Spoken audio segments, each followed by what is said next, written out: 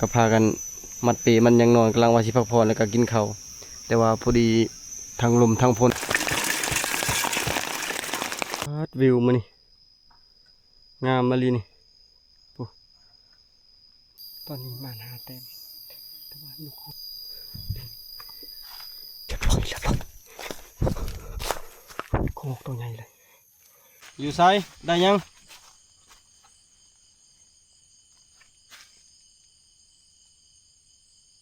ในพานพันใดแล้ว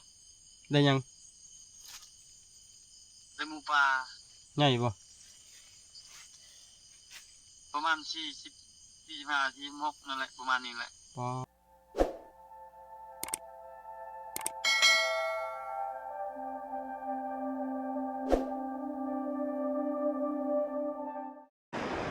สบายดีพี่น้อง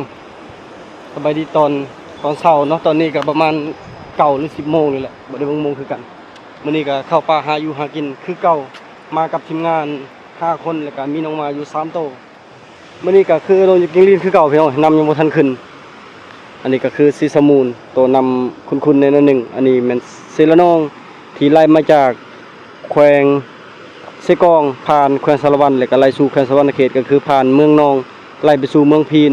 จะเป็นเซบังเฮียงแล้วก็ไล่ใส่เมืองไซบัวทอง2 คอนทางบนเลยนะเมืองชนผ่านไปหลายเมือง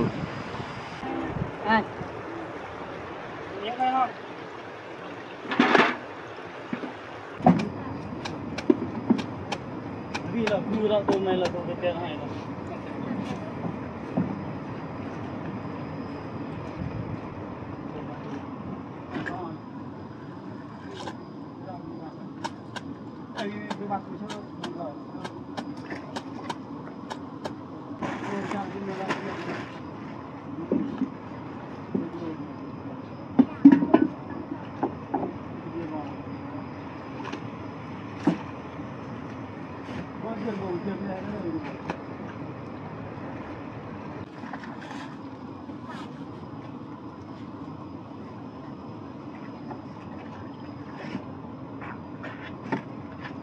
เรียบร้อยแล้วเอาเครื่องขึ้นเรียบร้อย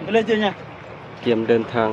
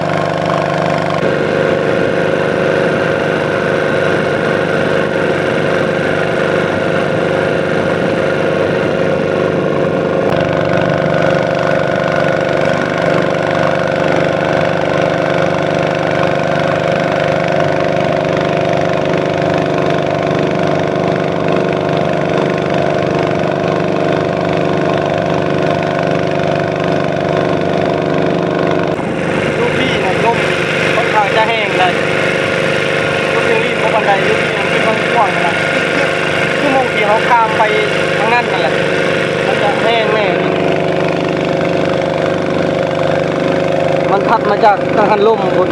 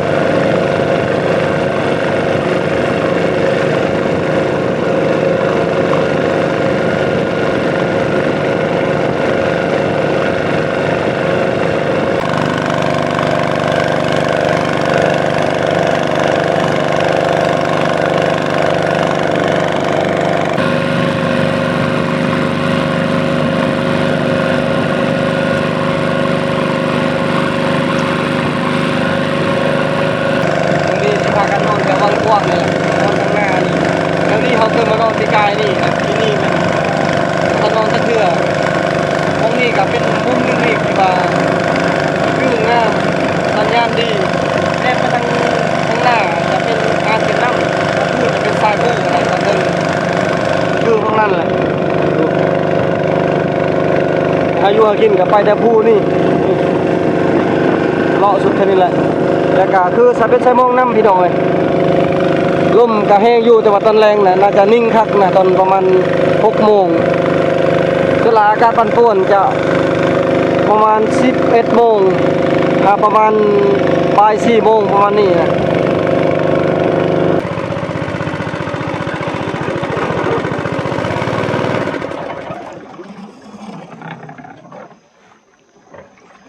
เท่านี้เขาเคยนอนแต่ละเทือน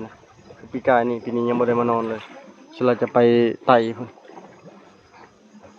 เท่านี้ใส่เบ็ดใส่มองคักแต่ปีนี้นำขึ้นสานี่โอเคคือตอนนี้ฮะกะกินเครื่องกินของขึ้นเลยป้อนำในเรือเต็มเลยตอนนี้คนเครื่องขึ้นอู้เห็ดบดนี่เหี่ยวเลยเหี่ยวเลยแก่มาเลยถึกแดดแช่น้ำน่าจะยังได้อยู่พากันขึ้นมาหอดมุงเขาบอกเขาบัดไว้นี่อยู่ประมาณ30 นาทีนี่ทางนี้ก็เสียงฟ้าห้องนี่ตึมต่ำอยู่ทางลมพร้อมฝนสิตกเลยตอนนี้นะเบิ่งฟ้าเบิ่งฝนก่อนจึงลงใส่เบ็ดใส่มองไปหาอยู่หากินตอนนี้บ่ทันได้กินข้าวเที่ยงพอดีบ่าย1 โมงแล้วทีมงานเขาก็พากันมัดเปมันยังนอนกำลังว่าสิพักผ่อนแล้วก็กินข้าวแต่ว่าพอดีทางลมทางฝนสิมาทางนี้น่าจะฝนตกเลยตกก็ดีคือกันตกตอนนี้พอดีฝนเสาร์เขากลับไปการเอาไปรัดแรงเลยรัดแรงเลยไปการเลย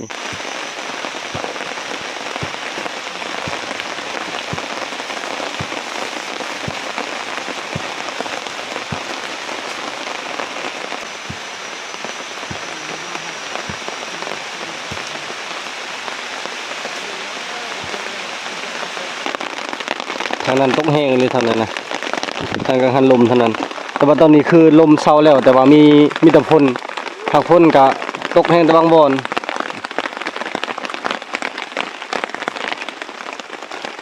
อยากให้ตกแห้งกว่านี้นะเวลาไปหาอยู่หากินสัตว์มันก็ออกอู้นำโตนำกันผูกโตนำพอได้ล้างมือ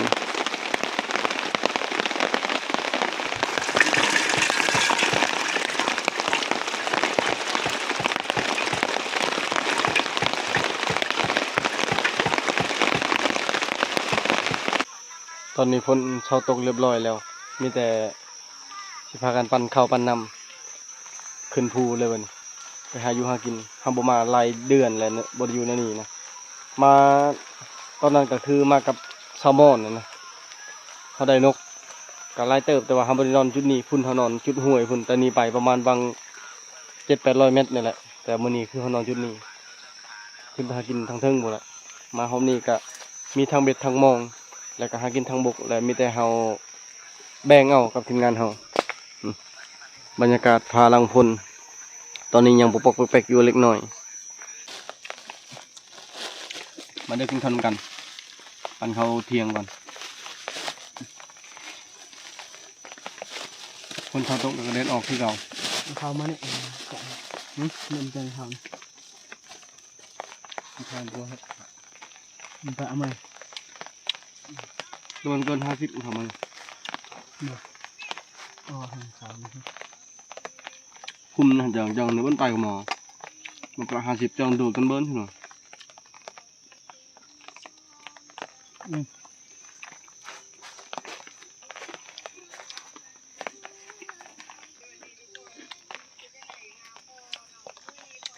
กินข้าวแล้วก็เบื้องก่อนมันจะใช้มองหรือว่าขึ้นไปหากินเลยน้ำหูนี่ปั้นข้าวแล้วคนละคำ2 คำแล้วก็พากันมาใส่มองก่อนพวกโบเดือนกับ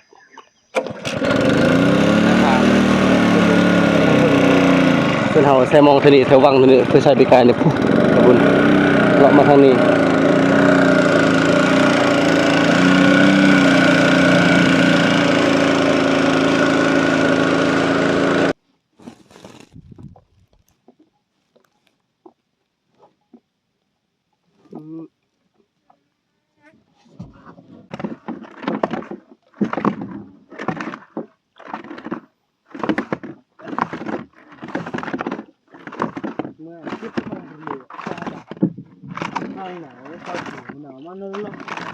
ตอนนี้ใส่แล้วสองดังแดดแห้งเลยนี่ดังหนึ่งแต่พี่ไปผู้ดังแหลกแต่ผู้ไปผู้ก็คือเขาใส่สองดังแล้วชุดแล้วก็หาต่อมาพี่อันนี้คือมอง8 เซนนะที่ว่าเขาพาครึ่งตอนนี้สำเร็จการใส่มอง3ดังเรียบร้อยแล้วมีแต่ไผเหือเข้าแล้วก็ลองลุ่นไปหากินรัดแรงพี่น้องเอ้ยและส่วนว่าคันบ่มีลมและเฮาไปหารัดแรงบ่ได้แม่นจะได้ต้องพึ่งพาอาศัยน้ำมองนี่แต่ว่าบางทีเฮามีอาหารแล้วเฮาไปรัดแรงเฮาได้หรือว่าลมแห้งเฮาก็บ่ลงมายามอันนี้มันยังบ่แน่บ่นอนจะได้กลับไปลองบ่ลุ้นทั้งสองอย่างพุ่นแหละหากินมันคือกับหาเงินนั่นแหละบ่ได้อย่างหนึงก็ได้อย่างหนึงคันอาศัยอย่างหนึงบ่ได้ไปหากินทางเดียวแหละบ่ได้ก็คือบ่ได้เลยนะ โอ้ฝนสิตกอีกแล้วนะป๊าดวิวมื้อนี้งามมาลีนี่โอ้นิ่งคักบ่คือตอนมาฝนตกแล้วแล้วนิ่งชนลายอ๋อนิ่งคักนิ่งแน่ภาคนี้ก็คือวังนี้แหละนี่แม่นบ้านจัดชั้นบ้านลอยน้ำบ้านเอื้อยบ้านไอ้เคยแล้วก็หมองนี้เป็นบ้านระเบาน้ำก็คือบ้านพ่อเฒ่าแม่เฒ่าลานที่บ่เห็นไปดองถ่ายภาพมุมสูงและทางนี้ก็เป็นกังหันลมปลูกไปฮอดเขตเมืองพีนเมืองเซโปนพุ่นเลย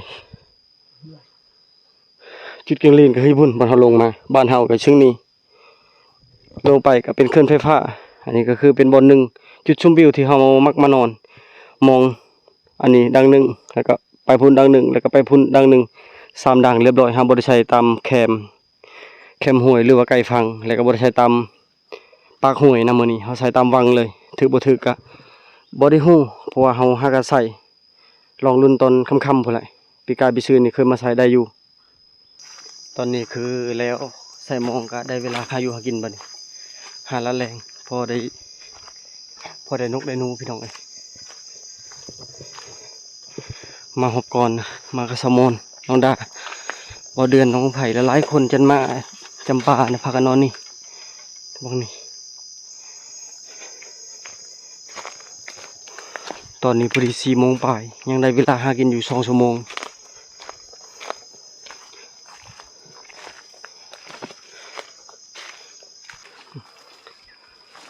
พากันหากินกับบ่พัง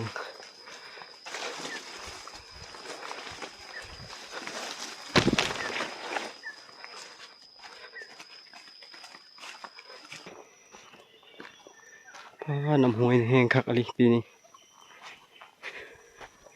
แต่ละปีบ่เคยแห้งนะบ่พังรอสิเลาะตำห้วยส่วนบ่เฮงสิไปทางพุ่นเลาะลงพุ่นเลยคันมีมากมายก็หากินง่ายอยู่คันบ่มีนี่ยากหรอก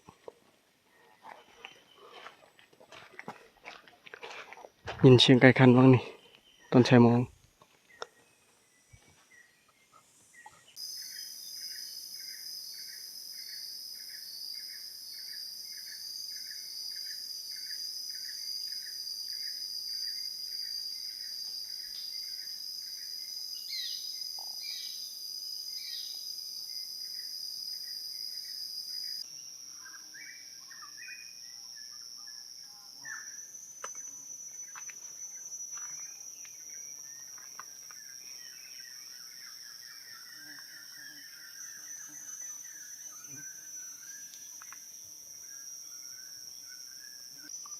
ได้แล้ว1 แต้ม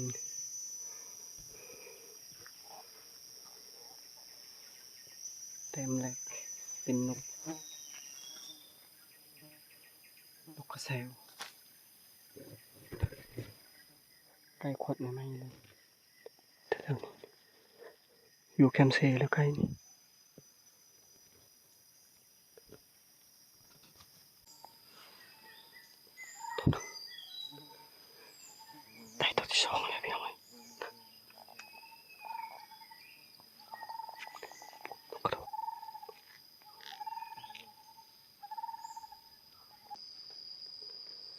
ได้เพิ่มอีกตัวหนึ่งพอก็ได้ยิงบ่ทันจำ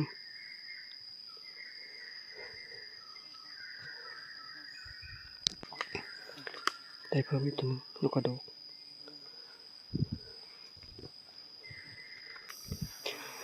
ได้เพิ่มอีกตัวหนึงมา5โตวแล้วมีแต่นกไปหน่อยนกลายเลยตัวมันกินบางอย่างแถวๆนี้นะนกกระโดกหากได้ยิงตัวเดียว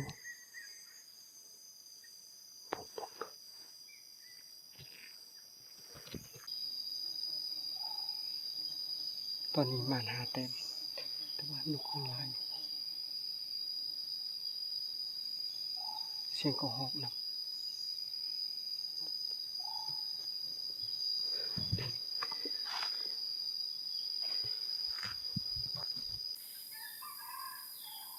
ใครกัน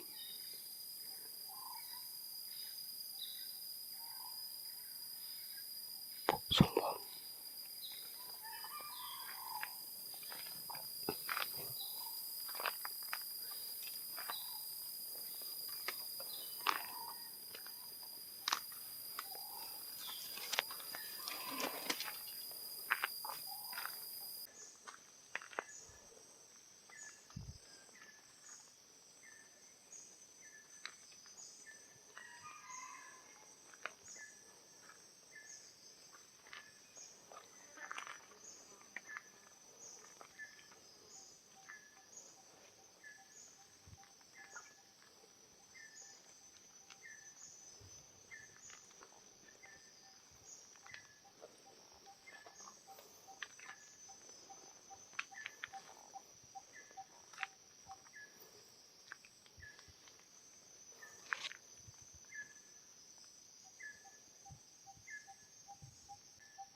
เรียบร้อยโคกตัวใหญ่เลยได้แล้ว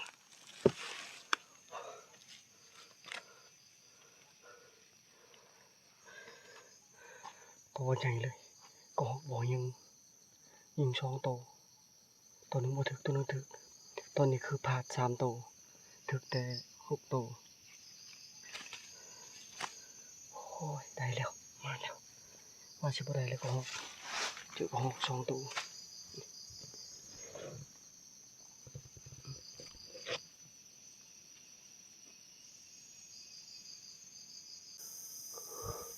เสียดายเด้ยิงไก่ตะพูนนอนนี่นะยังตกแรงหมดแล้วไปนำมาก่อน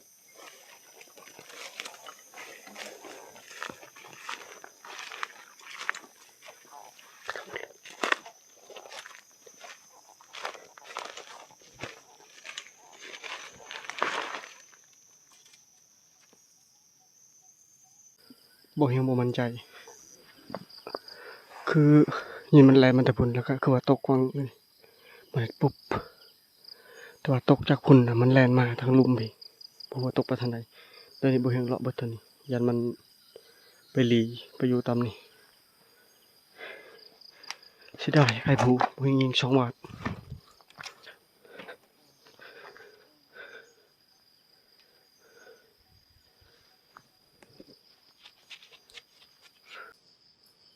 แถวนี้แหละโอ้ยพวกดีมันแลนอยู่แลนมันบ่ได้ไปไกลเสียดายเด้คันบ่ได้นี่จะได้กระต่ายแน่นอนยิงบัดแรกจะถือวันใดบ่ตกบัดที่2ยังตกเราคิดว่ามันสิบ่คานไปใส่นะมันยังแลนไปอยู่ตายยากอะไรไกลนี่หาหมดแล้วโคตรเสียดายเลยนี่มันอยู่บางนี้นี่นะออกไปซ้ายลุ้นยิงแล้วก็ตกวางนี่แหละตกปุ๊บแต่หาเก็บบ่เห็นงึดเลยมันแล่นอยู่แต่มันแล่นเท่านี้แหละบัดแล้วคือมันกิ่งลงไปเสพุปึ๊บตกนะแต่หาเก็บบ่เห็นโอ้เสียดายเลยคันมีเลือดแค่ว่าสินำเลือด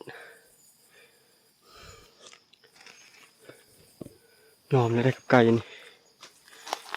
ไก่ผู้เขานี่ยิง2 บาทโอ้ยพี่น้องเอ้ยว่าตอนนี้ก็พอดีมืดเลยและบ่เฮียงกายสิหาการกลับเลย ตอนนี้คือเดินทางมาประมาณวัง3 กิโลไปปลายๆมีแต่การกลับนั่นแหละเพราะว่าอยู่แคมป์กับผู้เดียวลานพิมพ์อยู่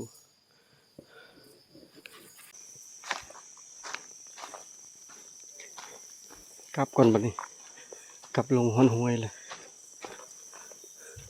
เมื่อนี้บ่เฮียงเลาะตามแคมป์เสียวทางเทิงน่ะก็เจ้ายิงโอ้ตุ่มต่ำตุ่มต่ำน่าจะประมาณ3 คนนะทีมงานอื่น2 คนแล้วก็บ่พางส่วน2 คนมันขึ้นภูคนเฮานะคนเขา2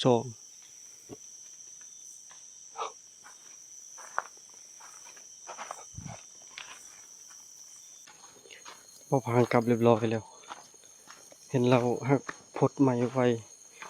ตามทางนะคือสัญลักษณ์บอกว่ากลับแล้วหรือว่ากลับก่อนแบบนี้นะส่วนทีมงานอยู่เทึงนะบ่ฮู้ว่าเป็นคนเขาหรือคนเฮาเขาเจ้ายิงวังกินวังบ่ฮอด5 นาทีให้โชคให้มานะแม่หอมนี่เอาอีแดงก็ได้อีดำก็ได้โดนแล้วบ่ได้กินหาการบางหน่อยก็บ่เห็นอยู่พีน่าจะตกเรืออยู่เพราะว่าเห็นข้าห้วยใหญ่ไปพุ่นนั้นนำข้างนำอังอยู่ตามห้วยน่าจะเป็นตกเมื่อวานเมื่อคืนนี้แล้วก็มื้อนี้ก็ตกใส่อีกแต่ว่าแถวนี้บ่ปานใดแถวนี้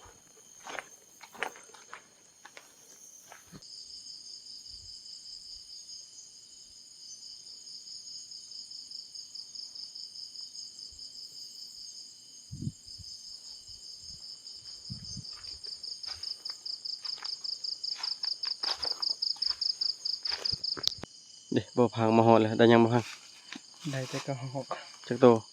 ตัวเดียว ภายในยิงคือหลายคนแท้หลายบาท ในผ่านบานลอยน้ เออตอนนี้สิพากันลงไปยามมองเบ็ดบ่ได้ใส่แต่มองไปตอนนี้ลงฮอดเซแล้วน้ำใสๆนี่นะเบิ่งกูกันขามอยู่ทางเหนือพัดทางเกียงลีนพัดคุณในน้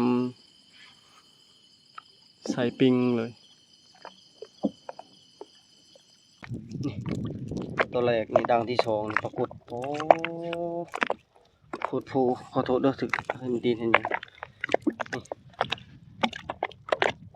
นี่พูดแม่ปรากฏอีหลีนี่ตบใหญ่หากก็เห็นป่ามื้อนี้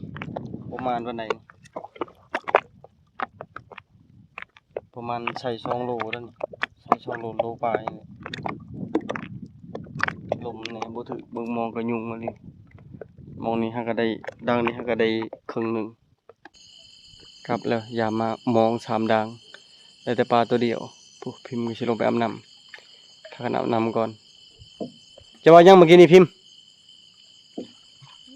จะว่ายังเมื่อกี้นี่บ่จะว่ายังเมื่อกี้นี่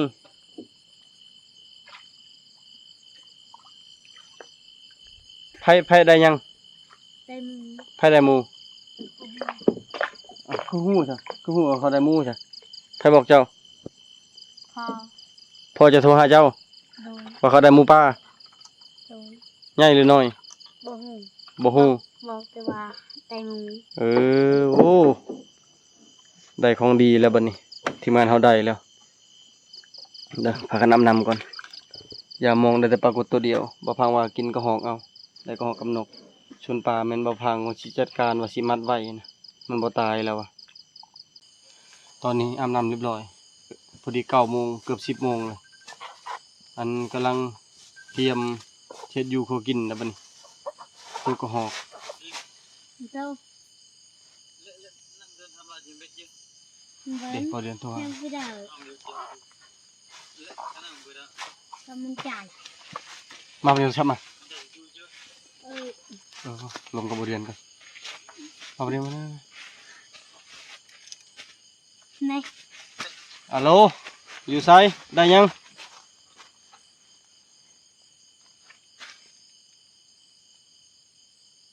ในผ่านพันใดแล้ว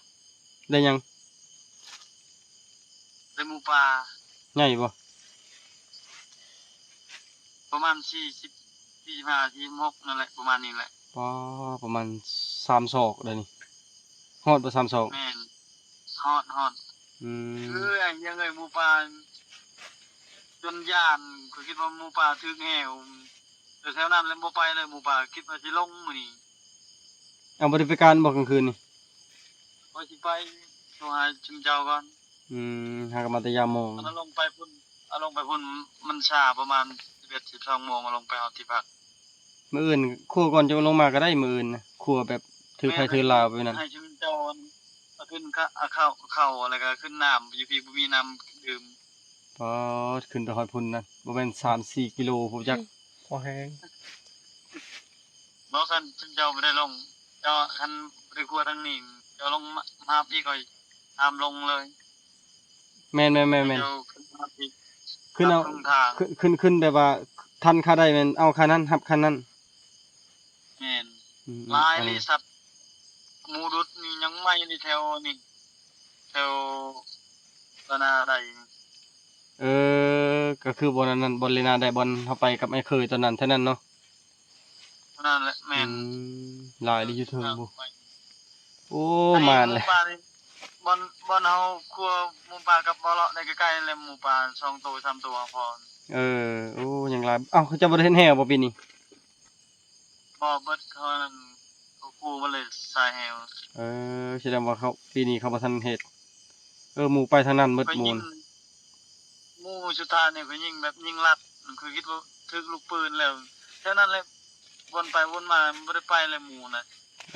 เจ้าก็ได้ยิงเล่นในพานก็ได้ยิง จะยิงเขายิงประมาณ8โมงนี่ยิง คนได้ยินอยู่ตัวจะยิง8โมงนี่ได้ยินอยู่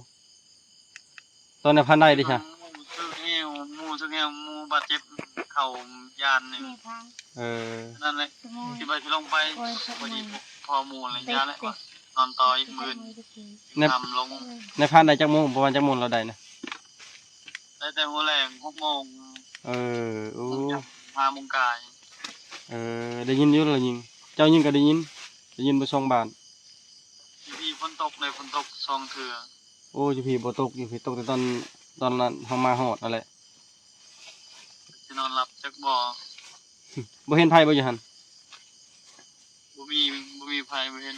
โอ้เท่านี้คนหลายลิเท่านี้4คนเพิ่นเขานอนแถวน้ำตกนะ ย่านอ้ายเคยบ่จัก บ่พวกอันนั้นพวกคนลอยน้ำมันแหละแต่บ่แม่นเราเขาไปหาเห็นหาหอน แถวนี้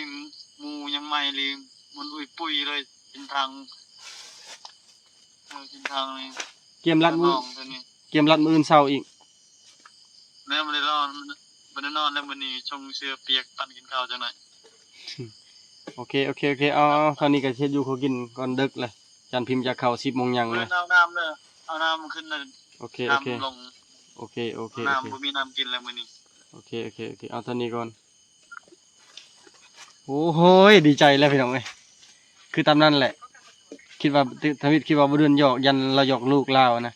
ที่จริงก็คือได้อลีประมาณ40-45 โลประมาณนี้แหละว่าประมาณ3ศอกนี่ก็คือในพานเฮาได้มื้อนี้นั่นสาเหตุที่ได้หมูป่านั่นก็คือมาฮอดปึ๊บแล้วบ่เดือนเอาไข่ไก่มาเปียกก่อนเปียกหรือว่าเขาเอิ้นว่าจำนะทางบ้านเขาเอิ้นว่าเปียกก็คือแบบเฮาขอขมาลาโทษที่ว่าเฮาเคยเฮ็ดผิดพลาดผ่านมานะเฮาจำบ่แล้วก็จำพี่เจ้าป่าเจ้าเขานั่นแหละขออนุญาตมาหาอยู่หากินขอกินน้ำเพิ่นแบบนี้นะอันนี้ก็บ่อยากเชื่อก็เชื่อเด้ไปกันในผ่านได้ปีซืนปีก่อนๆพุ่นก็แบบนี้แหละจำแล้วก็ได้ปึ๊บแล้วก็ไปก็บ่เดือนช่วงได้ผ่านก็จำปึ๊บก็ได้ปั๊บแบบนี้นะมันก็ตามความเชื่อนี่แต่ว่าเฮาก็เฮ็ดแล้วก็ได้อหลีผ่านมาแม่นบ่ได้เฮ็ดอันหลักๆก็คือแบบมาก็บ่พังแบบบ่ได้สนใจนำสัตว์ใหญ่นะอยากได้อยู่แต่ว่าเฮาก็บ่ได้เก่งเรื่องนี้ อันนี้ก็ถือว่าเจ้าถิ่นเพิ่นก็ให้แล้ว มีแต่ลองรุ่นมื้อเช้าพุ่นแหละว่าน้อยหรือใหญ่ตอนนี้ก็พากันครัวก็ฮอกครัวนกก่อนอยากเข้าพี่น้องเอ้ยอย่ามองก็ได้แต่ปลาตัวเดียว คือไว้สะเอ้ยพันหนึงเรื่องสะเลื่น ตัวเปรนตัวแข็ง Coba tuh kosong tuh.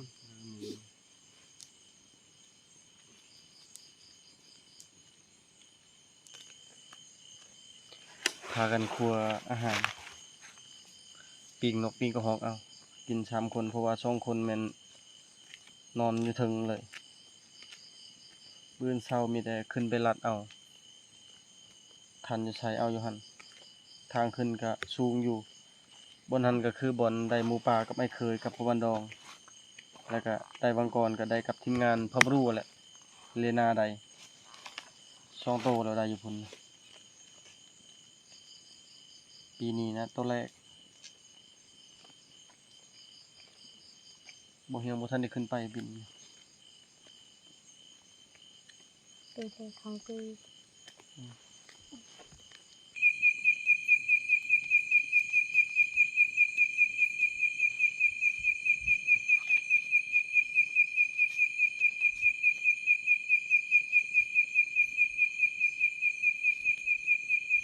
แมงลำพลหองคงหาลำพลแล้วก็จะบอกแมนเทหรือบ่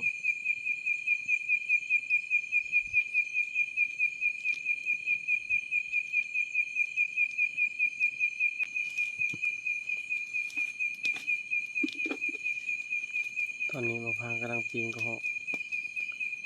ปีงกระหอกปีงนกเด้ไฟพอดีลุกคักแล้วบัดนี้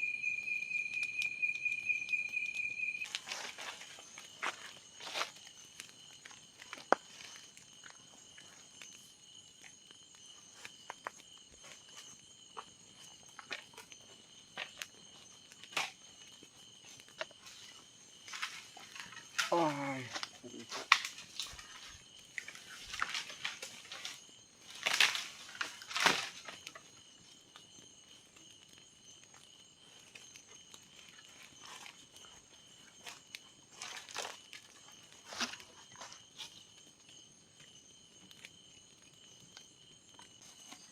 อาหารเราสุกเรียบร้อยแล้วกระหอก2 โตกับนก5 โต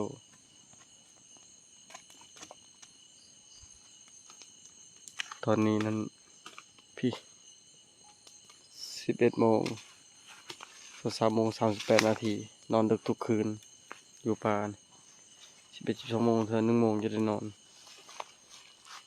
เกมกินข้าวแล้วบัดนี้พิมพ์ดนแล้วบ่ได้เข้าป่าสบายดีพิมพ์ สบายดี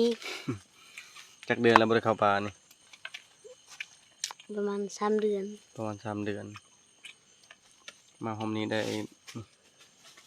ก็ปีก2 โตกับแจวพร้อมนี่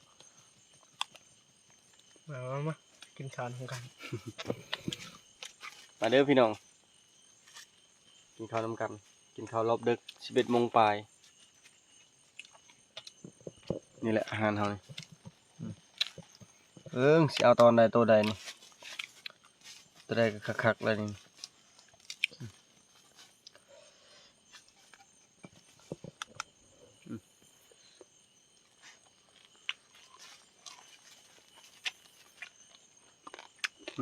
หนาบคักเลย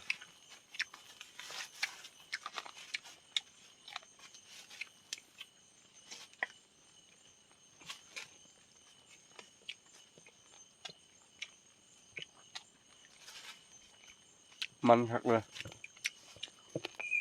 ไปอ่ะ ตอนนี้พากันกินข้าวแล้ว มาแน่เห็นดิ บ่เป็นพากันกินแล้วแต่บ่พากันกับพิมพ์ยังกินอยู่พิมพ์อยากอะไรก็หอก2 โตเกือบเบิดเฮากินนะยังแต่นก5 โตที่บ่แห่งใดมื้อเช้านี่อาจสิบ่ได้ไปรัดเช้านะมีแต่เกียมข้าวเกียมน้ำแล้วก็ขึ้นไปหาทีมงานเฮาอยู่เทิงพุ่นแหละ2 คนย่านจะเพิ่นเอามาบ่ไหวนะเพราะว่ามันลงมาก็สั่นขึ้นมาผู้มันก็สูงอะนะมีแต่มื้อนี้เก็บแฮงก่อนพอ12 โมงมื้อเช้าจึงค่อยลุยใหม่พี่น้องเอ้ยถือว่าเฮามาเฮานี้ก็ม่านอยู่บ่เฮียงก็ได้อยู่6 แต้มแล้วบ่พังก็ได้แต้มหนึงปลาก็ได้อยู่น้ำปลานำกันได้ตัวหนึงแต่ทีมงานเฮาอยู่เทิงก็ได้หมู่แต่กลางคืนนี่เพิ่นยังบ่แน่นอนบางทีอาจสิได้อีกก็มีเอาจะได้ก็ไปลองไปลุ้นว่าสิใหญ่แท้หรือบ่จะได้กับพอกันมื้ออื่นพุ่นแหละสำหรับคลิปนี้วิดีโอนี้ขอจบไว้เพียงเท่านี้ก่อนก่อนอื่นก็ขอขอบใจพ่อแม่พี่น้องทุกคนที่เป็นกำลังใจให้บ่เฮียงถ้าไปติดตามในพี่นาเด้อพี่น้องเด้อบาย